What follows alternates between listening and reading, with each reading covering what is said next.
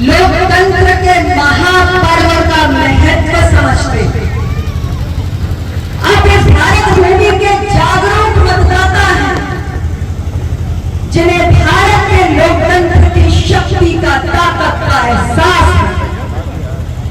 इस प्रचंड गर्मी में अपने घरों से निकलना बहुत कठिन है। मैं सुबह से लेकर देर रात तक लगातार प्रचार में हूं, कई महीनों से हूं, और इसलिए मुझे आभास है कि गर्मी का प्रकोप किस कदर आम जनमानस को इस वक्त परेशान कर रहा है। लेकिन इसकी चिंता किए बगैर आज आप सब यहां पर आए हैं, इसलिए आए हैं क्योंकि आपको अपने देश की चिंता है। आप इसलिए आए हैं क्योंकि आपको अपने आने वाले भविष्य की चिंता है।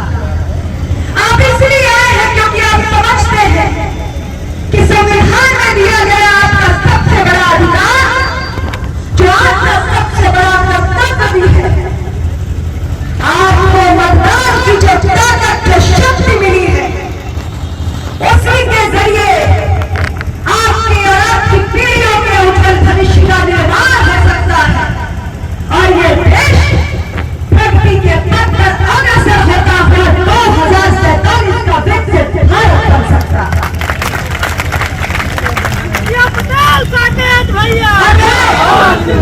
और इस मंच पर बैठे हुए सभी लोग आज आपके बीच यही बातें कहने के लिए आए हैं। 2014 से 2024 तक साल 2 बार आपने अपना अमूल्य वोट दिया है। एनडीए गठबंधन, जिसका अपना दल सबसे पुराना और सबसे अहम घटक है, उसको सबसे ज्यादा मजबूती देने का काम अगर किसी ने किया है तो उत्तर प्रदेश की जनता ने किया, उत्तर प्रदेश के मतदाता ने किया। आपकी कितनी बड़ी ताकत है, इसका एहसास आपको इसी बात से हो जाना चाहिए कि उत्तर प्रदेश को भारत को सर्वाधिक प्रधानमंत्री देने का गौरव प्राप्त है। हमारे लोकप्रिय प्रधानमंत्री श्री नरेंद्र मोदी जी भी उत्तर प्रदेश की वाराणसी की धरती से जीतकर आज देश का गौरव बने हुए हैं और उन्होंने पूरी दुनिया में भारत के यश और कीर्ति को बढ़ाने का काम किया। कल वाराणसी की धरती पर मैं उनके साथ थी। हमारे देश भर के अंदर अलग अलग राज्यों में भारतीय जनता पार्टी के साथ एनडीए गठबंधन के जितने भी सहयोगी दल हैं, हम सारे सहयोगी दलों के नेता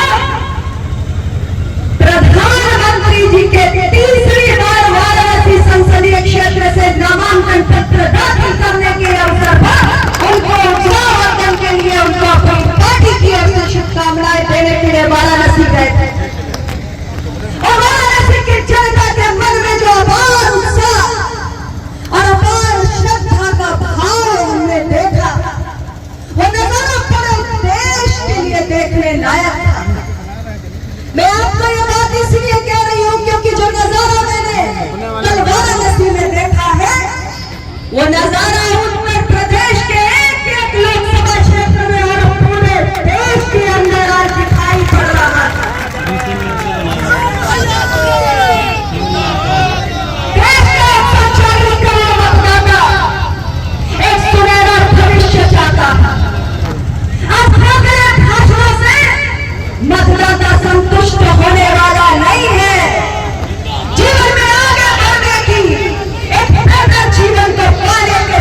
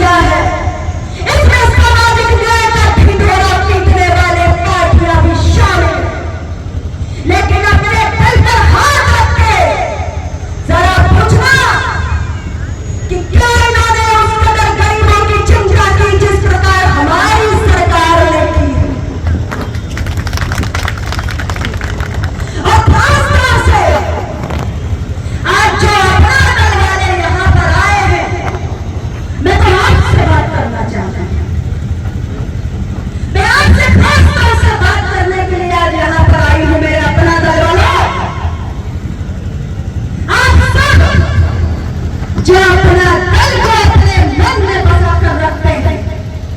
आप सब जो डॉक्टर सोनेलाल पटेल के अनुयायी होने का दावा करते हैं, आप सब जो अनुप्रिया पटेल के समर्थक अपने आप को कहते हैं, मैं उनसे सवाल पूछने आई हूं कि इस बार क्या तैयारी है? कहीं मन